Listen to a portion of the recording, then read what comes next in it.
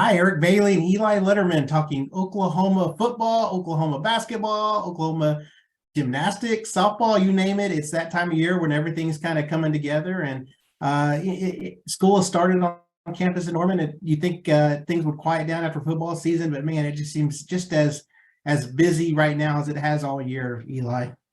I mean, we don't call it the world's best OU podcast because we cover just one thing, man. I mean, there's everything going on right now. It feels like somehow, and like you said, football's done, and now really will probably slow down with the transfer portal closed, and as things stand, Brent Venables' staff is intact. So I don't know what other developments we'll get on the football end for at least for a couple of weeks, but between men's and women's basketball, we got softball and baseball coming, gymnastics, the home opener Sunday night. There's a lot going on in Norman.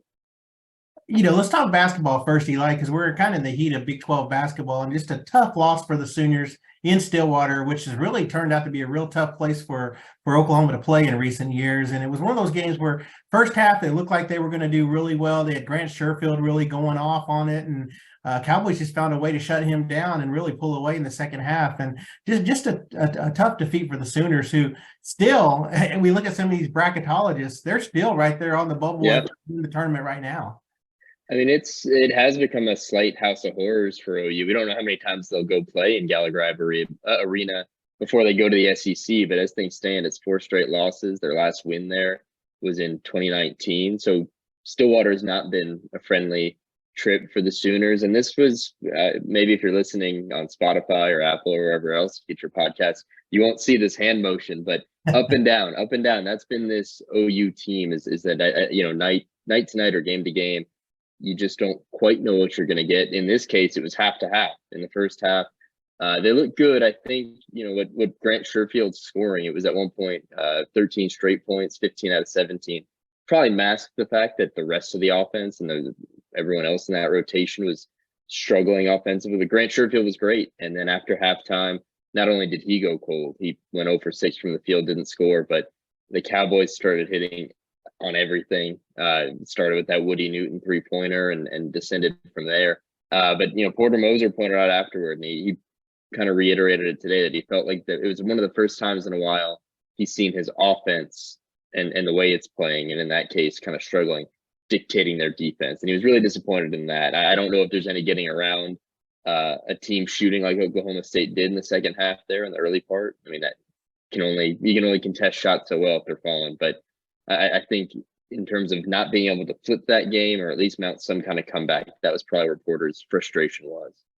It's funny too, because another opportunity comes up on deck tomorrow, Saturday, against Baylor, a nationally ranked Baylor team. And every time the Sooners hit the floor, they can add to that resume. We've talked about this in the port, there's no days off. That's the crazy thing. Oklahoma has a chance to play a really good Baylor team, and if they can win at home, it'd be big for their resume. And it's one of those things where Oklahoma, boy, you really hope you can take care of business at home, especially because you start thinking about it. Pretty soon you're going to say, oh, there's still 10 league games left. Pretty soon there's 6, there's 4, and there's not a lot of opportunity to really make your mark. So I think this is going to be a huge home game for the Sooners. I guess a whiteout for the program too. Yeah, I mean, to your point, it's like, I don't know if it's a blessing and a curse. You lose a game Wednesday night, and right on, you don't have time to think much about it. You've got to turn around and host a ranked opponent. And there's drawbacks to that. There's positives. They can go, not just make up for that loss, but really add a quality. They're all going to be quality wins if they get them in the Big 12, but a quality win over a ranked opponent. But it'll be a challenge. I think these next 3 games are really important for OU. We saw Baylor, who's coming here on Saturday. 10 days ago, they were 0-3 in the conference. Now they're 3-3, back in the thick of it, 21st in the country. A week or 10 days in this league can change a lot. And I think for OU, when you think about Baylor, then a trip to TCU, and then hosting Alabama, playing some of the best basketball in the country right now, those 3 games really might have bearing. That'll take them into February.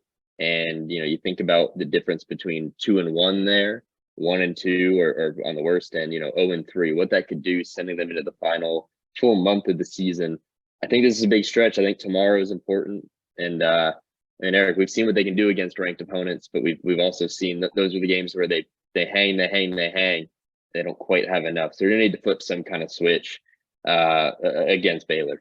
you get that same feeling as last year too, because Oklahoma was kind of just spinning its wheels about this point last year as well. And when it comes to March, you look at them, they're one of the last 4 teams out of the NCAA tournament. So you don't want to put yourself in that position again, where you're depending on outcomes in conference tournaments across the country that last week. You want to really solidify things. And the Big 12, of course, again, top conference in the country.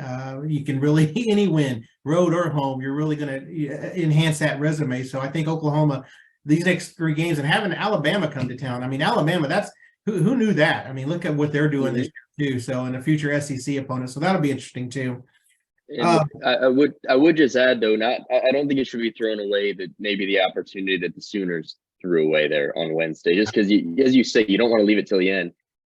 That's like if you leave this till the end and miss Big 12, if you're going to say that you're going to rack up 6 wins in February against the tougher part of the schedule, I wish them luck. And I think the Sooners, to get to that number they need to hit, whether it's 8 conference wins, 9, 10, opportunities like Oklahoma State and are going to be few and far between. A relative in this league, a team in the bottom half of the standings, they'll obviously get Oklahoma State back at home and maybe they can make up for it there.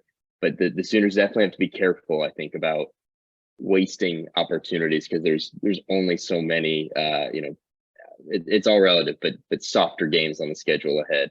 Yeah. And they might have tossed them away the other night. Yeah, you talk about wasting opportunities too. That was a chance to win a game on the road, but then waste opportunities are those close 1 possession losses too. Well, that too. It all adds up, and that probably hurts a little more, because those other games you were close. You had a chance, and you could put your, if we did this better, we might have won that game. That's probably what Porter Moser's telling himself. Oklahoma State, like you mentioned, it was just the offense wasn't there. Defense is what they hang their hat on, and just you didn't see it as much. It seemed like the second half, Oklahoma State was throwing down dunks every possession. It felt like for a span there, just athleticism, and it's something they're going to have to get fixed. Doubleheader day in Lloyd Noble. Yeah, more bedlam. More bedlam. Yeah. Oklahoma women, number 15 in the country, first place OU women. They're first place alone in the Big 12 standings. I think going in, the most interesting thing about this is Taylor Robertson. We've talked about her in the past. She is 5 away from setting the NCAA record for most 3-pointers in her career. It's one of those things where you really, if you hadn't had a chance to go watch her, I think, Jenny Baranchik really wants the fans to come out and see this team, because they're going to be, just a handful of games left inside there. And you ask yourself, 5 3-pointers a game, that's a lot to ask, but she's done it more than any player in NCAA history. She's done it 40 plus times. So that'll be fun for the Sooners. I'm really impressed with the way they're playing basketball. They're 6th in the nation in assist. It's just a fun team to watch. Just an up and down pace. It's funny. I bet Porter Moser would love to have some of those points that Oklahoma's scoring. They're scoring a lot of points on this end. So just a fun team, and Bedlam too. This is Oklahoma State team coming in that's playing really well as well. Also, JC Hoyt in her first season is having a really, really good year and turning those things around at Stillwater too. So it'll be a fun game on Saturday. There's certainly some juice to this one, and I think Taylor Robertson is the story. I want to ask you about a story you're working on about Taylor right now, but just to the point of this OU team and the caliber, the other night, I think it was on display. Maddie Williams can lead with 19 points, and you've got Anna Lanusa. They just have the depth, and so many people. Taylor Robertson in that group on a given night can be that lead scorer, and I think that's part of what makes them so dangerous is the depth and the scoring they can deliver. It's been fun to watch, and I do think I would not have expected Oklahoma State to be in the spot it's in right now. It's a credit to JC Hoyt and just bringing in a team, because they brought in a lot of transfers, a lot of new faces, and finding a way to not just mow through a soft non-conference schedule. They're getting Big 12 wins and beating good teams. So there is some juice to this. But with Taylor Robertson, you spent I think a good chunk of time. The last time we were on here, you were with that OU backdrop from the media room in Lloyd Noble. What struck you about Taylor at this moment? Because you're finding her now toward the end of her career. She's on the precipice of this record. Stories coming up soon. Had a chance to talk to her, not just about the 497 3-pointer that she's chasing, but just about how she got to where she's at. And what impressed me is talked about her dad. Her dad passed away when she was in high school, but her dad's the one that taught her to shoot. And he never let her shoot 3-pointers. She never shot threes. It was always 15, 18-foot mid-range jumpers. When she was a baby, when she was 3, The goal was, okay, use the right shooting form and hit the bottom of the net. Then it was the middle of the net. Then it was the backboard. Then it was the rim. He made sure that she had the mechanics of shooting first before she went out and just tried to make baskets. And that impressed me too. And it's tough on her not having him here to see what she's been able to accomplish. But Jeannie Bronchak put it best. He's here. He sees everything. And everyone knows that he's seeing what she's about to accomplish. She's, like I said, she's 5 away from setting the NCAA record for 3-pointers in a career. She's going to have well over 500 when her career is said and done. So just impressed with her. I had a lot of fun asking some off-the-wall questions. I asked her if a banked 3-point shot counts. She's had a couple of those in her career, and she said, "Hey, if it helps us win, I'll take it, but it's not the prettiest thing." She named a couple of her favorite shots, 3-point shots. She had a game winner against Kansas State last season. And interesting, the one that she talked about the most was 2 years ago at West Virginia, or it might have been 3 years ago. It was during the COVID year when she hit a big 3-pointer to help them beat a nationally ranked West Virginia team in Morgantown. So we talked a lot about her 3-point shooting and what she does, her routine, and just her advice to younger shooters. What would she tell those younger kids that want to be like her? And she had a really neat advice for those. And that'll be in Saturday's Tulsa World as an advance to the Bedlam game. I think also you got some insight. Makes sense given her own 3-point shooting clip, but how she settled on her number. Curry. This is a Curry. That's it. I mean, Steph Curry. That's number 30. She was number 23 in high school for LeBron and Michael Jordan, and she moved to 30, and that's how she's been number 30. In fact, both Curry brothers, she's really big fans of course, shooters. She's going to be a fan. There you go. And that's what it is. And she just really loves watching Curry shoot, Steph Curry shoot the ball. I asked her, does she use a mouthpiece? And she said, no, she can't use a mouthpiece because we see Curry with the mouthpiece out of his mouth. Yeah. But everything else she does, the success she has, it's pretty amazing. So a young lady wants to play in the WNBA next year. I think with her shooting ability, she'll get some definite looks. So it's going to be fun following her career the rest of this year, as well as post OU as well.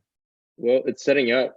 Well, one, I think Taylor needs to see my jumper at some point. That might add a little more inspiration. But it's setting up for a really good day, I think, at Lloyd Noble tomorrow. We're recording this on Friday, Saturday, and I think fact is these double headers probably get scheduled in theory so that you keep a men's basketball crowd there for the women's game. But I'd argue right now those roles are very much so reversed with everything the women's program has going for it. And I think some of the feelings folks have about watching this particular OU men's team. I know you go on Twitter, but even, Porter Moser, he had his radio show last night. I'd imagine when he's out in Norman, he's hearing from that vocal part of the fan base as well about just these tight games or some of the performances. But if you want kind of that good juju, it's all on the women's basketball side right now. It's going to be interesting, Eli, too, and we see this every year, the first games after school comes back, and I think we'll see it tomorrow, and I'm sure Twitter will blow up. The football players will show up. The new players will show up at a basketball game. Go. I wouldn't be surprised if we see some football players in the stands, and, former quarterback, I know I don't like, some fans don't want me to bring his name up, but Caleb Williams, when he was at a game, they introduced him and the fans went nuts. And I'm really curious if Jackson Arnold makes an appearance and everyone recognizes Jackson Arnold at the arena during the basketball game. So that's going to be fun to see. I think there's only one person who could get a bigger round of applause who just got to campus than Jackson Arnold. Peyton Bowen? I think that'd be Peyton Bowen. Yeah. I think Jackson Arnold will get a huge one. And then I think I'd assume, given their relationship, I believe they did indeed follow through on being roommates. I think Peyton Bowen would garner an even greater applause. Now, here's a question for you. Peyton Bowen saved it till pretty late, right, to make his call? Yeah. Obviously. You think Jackson Arnold had lined up another roommate and then had to have an awkward conversation because his buddy from Denton was joining? That's interesting. We might have to dig on that. That'd be fun. Yeah. Oh yeah. Hey, you got to go to Peyton's here. So no, it's really interesting too. And we talk about the newcomers. Of course, classes started on Tuesday on campus in Norman. So guys are getting used to not only their classwork, but Jerry Schmidt and the off season conditioning and transfer portal guys too. I think the window finally closed on Wednesday. And I think Oklahoma really did well in trying to really lock up what they needed going into spring football. And that's important with a lot of these guys being in place for spring drills. I think that was the big thing. And I think Oklahoma did pretty well. We look at a lot of these recruiting sites, and Oklahoma's top 10 in most of them for what they did in the portal. Yeah, I think they really did address some needs. It's funny, you mentioned Jerry Schmidt. I got a real kick out of the photo that OU put out of him helping the freshmen move in. He looked like a dad just dropping off kids, and it was just like little. And Robert Spears Jennings, I believe, is the one who tweeted it. It's just like, little do they know what's ahead of them. I'm like, he looks so nice and friendly pushing one of those pull carts. They don't know, I don't think, what's in store for them. But you're exactly right. I mean, but they got the freshman on campus. I think it was 13 or 14 with Kendall Dolby, I think, is the later out. But the transfers, they were going to have to replenish. When we saw that they didn't lose a ton to the portal in terms of guys who contributed in 2022, but it was going to be a place to retool. They had to address the needs of holes left by guys going to the NFL draft. And they really did that. I think the biggest of them in the end was probably Walter Rouse, who comes in. He was the Stanford, a 3 or 4 year starter there, 39 games, commits to Nebraska, and then a couple of days later flips and is coming to the Sooners. And I think that was really the last hole that needed addressing, was the O-line, having that really staunch left tackle there with Anton Harrison. Off to the pros. I think that was big, and that flip probably puts the bow on what was a pretty solid transfer class. What a way to finish if you're Brent Venables. You're right, to get that left tackle that you need. You just need to create depth at that position, and if you can get a 1-year guy who can come in, kind of hold the fort down, allow those younger guys to get stronger, just learn the game a little more. That's huge, because it's just so much to ask a young player to play left tackle in major college football. And I think that Rouse was huge. Like you said, 39 games of starting experience. He's going to come in and really help that offensive line. Defensively, I was impressed with what they were able to do on the defensive line. Dason, I think that's how you say it, McCullough from Indiana. I think he's the big one coming in, and you look at the havoc he was able to do as a freshman at Indiana, comes in. And of course, his brother, how do you say his name? Is it Day? I think it's Day. Day. Yeah. So he's coming to school with his brother, but he brings experience. You get Rondell Bothroyd. I'm gonna have to learn to say these names from Wake Forest, who, man, you look at him over the past 2 seasons, 13 sacks. I mean, they both of those players on the edge, they bring what Oklahoma needs. They needed some impact players on the edge, not to take away from Ethan Downs and what we saw from him, what we saw from Reggie Grimes. They had strong starts, but it really tapered off near the conference season. And I think, I think those 2 newcomers coming in will help those guys, just depth. I mean, be fresher. I mean, it's one thing, you don't have to play every down. You can get in there and you can be fresher. And I think that's the big thing. And, the one person I'm looking forward to meeting and talking to is Trace Ford. I mean, I know him coming from Bedlam, and it's going to be interesting seeing him. What's it like those first days at OU compared after spending that career at OSU? So just a lot of guys, a lot of needs. And, we really haven't even talked about the special teams. I mean, Luke Galzinga from Central Michigan, a preferred walk-on, but we talk about filling needs. You're looking at someone who's going to try to take the place of Michael Turk, and Turk was a weapon for the Sooners too. He really was. You really need someone there as well. Yeah, and I think they added toward the end there another walk-on with Blake Smith. There was the tight end coming from Texas A&M. He probably, if you want to make projections, that Austin Stogner is your replacement to Braden Willis from probably more of a pass catching standpoint. Blake Smith might be that blocking tight end that you got from Daniel Parker Jr. in 2022. So that was, maybe not a jump off the page ad, but a good depth ad. They need that everywhere. Is there anywhere, Eric, you think they left the cupboard a little bare? I mean, maybe to no fault of their own. I know wide receiver, they chased a lot of guys. It just really only worked out with Andrell Anthony coming from Michigan. I think linebacker's a spot where I think you'd at least you could say thin right now. The reality is I think they've left themselves probably to be reliant on a lot of sophomores, the guys, Jaren Kanak, Kip Lewis, Kobe McKenzie, who we heard all great things about last year, but we certainly didn't. They haven't played in a lot of games. I think those would be the 2 spots I'd look at and just wonder if maybe they're a player or 2 short there. We know that spring portal window is available, but usually less populated. I'll be interested to see how they feel about those position groups, or maybe who they feel like from within can fill in there. Yeah, you mentioned linebacker, and that's right. They really are going young. It's a youth movement. I don't think there's anything wrong with that. I mean, we look at the potential of all these guys. I mean, Jaron Kanek, how much would you like to see him on the field? A lot more than he was this past year. And guys Certainly. like him are going to be asked to do a lot more, but I think they're prepared for this.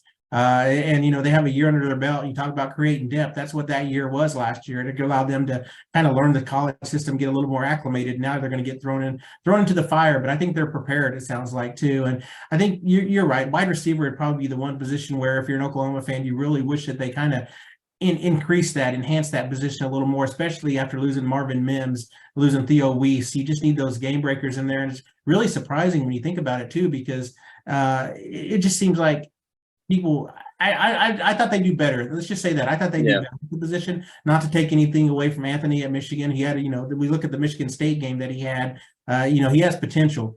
It's just one of those things where, maybe, you're counting on these younger guys. You're counting on, Jalil Farouk a little more next season too. So depth wise, I think that's the key, but there's not a lack of talent in the position. You just wish you had more. One player that I really want to see too, I'm gonna switch gears on you, is Reggie Pearson from Texas Tech in the defensive secondary. I mean, he's a guy that's played a lot of football, and you look at those safety positions, they're losing a lot back there. And I think the secondary is going to be a lot better than it's been in years past, not only at the safety position, but the cornerback position too. So you can see this thing starting to form under Brent Venables. You can see it start to come together. Of course, nothing's seamless, nothing, there's never a seamless transition. We saw that last year, but I'm really interested in seeing how that secondary kind of builds itself up. Yeah, and the thing too, once spring camp kicks off, we will talk about the cheetah position to the point of like nausea. But I do believe, I'm curious, is Dasan McCullough a guy maybe they see filling a role like that? Could Reggie Pearson be a guy they see filling a role like that? That's the defensive spot for me that I'm just continually interested in, for a defense that continues to recruit, and they'll talk about it all the time. Just versatile, athletic guys who can work in space. I mean, that's what that position's about. We saw it filled by a lot of different guys last year. And I do wonder, I'd imagine somebody that was not on this roster last year that they brought in the portal might be somebody they view as being able to play that role. And so it is, we can project all we want, but I'll be very interested to see who they see as a candidate for that role in the spring. We do have a date for the spring game, April the 24th. Eli, this is probably the earliest announcement for a spring date that we've had since I've covered the beat.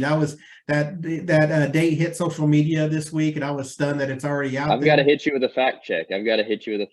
You said the 24th, Saturday, April 22nd, man. Is it really? Okay. You're slipping. You are slipping. Oh, man. So it's 1 week after tax day. That's how I'll remember. Taxes are going to be due one Saturday, and the game is going to be the next Saturday. So I'm glad you fact checked me on that one. Good job. And we're going to see if Kyler's back in town that weekend. I wonder if I just wonder. I think we just might see him that weekend. Yeah, the spring game was built around Kyler's schedule. Maybe I'm kind of curious about that. Of course, we're waiting to see another statue out at Heisman Park. So more details in terms of tickets and game time and all that come in the future. But everyone has a date they can circle. So April 22nd. There we go. April 22nd. 22. I'll remember that. So. Before we wrap this up, I just want to talk a little softball. The Big 12 announced, I think baseball will come out next week, but the Big 12 announced their preseason poll. No surprise, Oklahoma picked to win the Big 12 for the 14th time out of the last 15 seasons. It's pretty incredible mark. They had 7 on the 12-member preseason team, which is crazy. They had 7 of the 12. Oklahoma State had 2. So, the Bedlam schools made up 75% of the all Big 12 team. So that's pretty incredible. Of course, Jordy Ball, just a unanimous pick, along with Tiare Jennings. And Kelly Maxwell from SHU was a unanimous pick. It's hard to believe softball. It's just how this has grown for Oklahoma. And we were talking about this before we got on the podcast. This is a softball state, and Oklahoma has really did good. You got Jordy Ball, Alyssa Brito, Jada Coleman, Tiare Jennings. You got newcomers and Haley Lee and Cindy Sanders are on the team, and then of course Grace Lyons, defensive player, stud at shortstop. They make up the team, 7 of the 12. So already excited. Everyone's going to be excited for softball, I think. My hot brave take: OU softball is pretty damn good, Eric. I think they're going to be good again. But to your point, I spent last year up in Stillwater covering Kenny Gajewski's team, and the softball talent in this state, and you know this better than me. You in the spring you become Mr. Softball, but just across the state, top to bottom, we're talking obviously about the two Division I Power 5 teams here, but just all over, it's really incredible. I think something I really enjoy is that the end of the year it all culminates here in Oklahoma City. And the fact that two of the best teams in the country happen to reside within, I think Stillwater's probably about 50 minutes from Hall of Fame, and we know Norman's even closer. Is pretty dang cool, and I think we've got another great softball season in store, which is quite exciting. Baseball coming up, of course. You're going to spend some time with Skip Johnson, previewing the team, and then that's going to be fun. And it's not often we're talking about a national runner-up team. So, of course, every team's different. I mean, you lose people to the draft, you lose people to the portal. I mean, everything's a brand new roster. But one thing's for sure, Skip Johnson will probably have his team ready to play. You would imagine so. They seem really confident about the fact that there was all that turnover, but who they brought in, and the fact that this year, and maybe they're already feeling a bit doubted again, which was a big bit of fuel for them last year. If you look at some of the early college baseball rankings and all that, they're not in the top 40s going out, the nationals and all those. I'd imagine if you're Skip Johnson, that's just all the fuel you can get right now. As they open February 17th, it's going to come fast. They open with California Baptist. And Eric, can you tell me who is perhaps the most notable alumni of California Baptist? Cal Baptist. I don't even know what their nickname is. I should probably find that out first. I went straight for the notable alumni. Okay, who is give me some notable alumni from Cal Baptist? Yeah, they're the Lancers. The Lancers of Cal Baptist. You knew that? Now I do. Yeah, I remember. Yeah. Notable alumni. They've got the most notable would be Brent Kutzel, who is the bassist and cellist for the pop rock band One Republic. And then it's at least as far as my understanding goes, it's a steep drop off. They've got a Miss California contestant who was later on The Amazing Race. Couple of California State Assembly members. Yeah, well, I will say this. Okay, this is how I knew it was the Lancers. Mike Minyard, who used to be on Oral Roberts' staff, used to be on a Cal Baptist staff, and I follow him on Twitter, so we see some Lancers stuff. Now Mike is at USF. He went from one part of the country to another. So the Lancers. Yeah, so there you go. Well, I may have to do a deep dive on the Lancers before they come to Norman. That's going to be chilly coming from California to Norman in February. I don't know what kind of baseball weather we're going to have. And then gymnastics, of course, they're looking for. You're talking about repeats. You talk about Oklahoma winning the softball championship, baseball being the national runner-up. Now look at gymnastics; they're trying to go back-to-back as well. And they Sunday night be back at Lloyd Noble Center, 6:45 against Utah. And it's interesting. I'm settling into gymnastics. Utah has the best attendance in the nation. Their home meets. And speaking to KJ Kindler, that's their goal at OU, is to be Utah, in the sense of they want 10,000 people at Lloyd Noble Center. And I can say this, having been at some of the basketball games, I do wonder if they can pack Lloyd Noble Center on Sunday night better than maybe the men's and women's teams tomorrow, because there is that excitement around this gymnastics team. They've opened the season unblemished, and they kick off the title defense at home Sunday night. But man, if you want to talk about an exciting team with a shot at a national title, look no further than OU gymnastics. And I'm looking forward to covering them this year and bringing stories to talk about on here and to the Tulsa world from that team, because they really do have something special going on. All right. Well, Eli, I think we'll wrap it up for this week. Busy week. Every time we think it's not going to be busy, it turns out to be a busy one. So next week we'll talk more hoops. We'll talk maybe some football news. Hopefully we'll have a Big 12 schedule coming out. We're still waiting for that. So we'll see what happens. Maybe next week at this time we'll be talking about road trips and where the Sooners are going. We'll wait and see. If I look purple, it's because I'm holding my breath on the Big 12 schedule. So, all right. Everyone out there, of course, Apple, Spotify, wherever platform, Google, whatever platform you use to get your podcast. And as always, Eli and I are all our copies on TulsaWorld.com. Everyone out there, have a good weekend.